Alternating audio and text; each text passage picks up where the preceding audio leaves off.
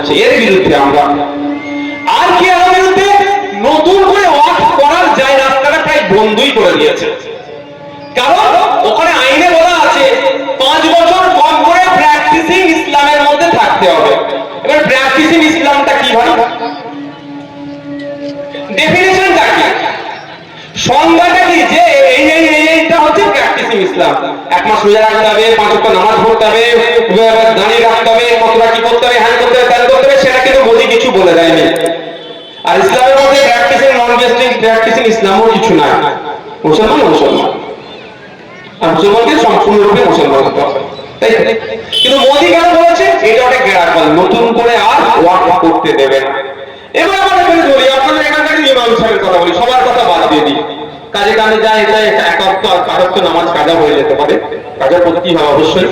ইমাম সাহেব তো 5 ওয়াক্ত নামাজ পড়ে, ইমাম সাহেব 5 বছর পরে ইমামতি করে গিয়ে বোর্ডকে বলছে, অফিসারকে বলছে যে আমি ওয়াকফ করবো, সম্পত্তি ওয়াকফ করবো।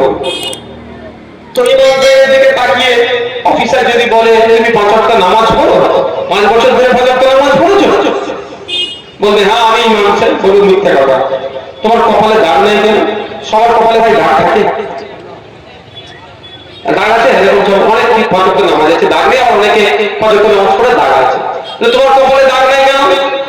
তুমি চলে যাও।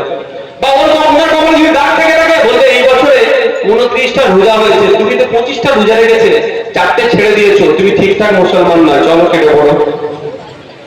এবার উনি 25টা রোজা রেখেছেন না 29টা রোজা রেখেছেন, কেউ প্রমাণ করাতে পারবে আল্লাহ ছাড়া?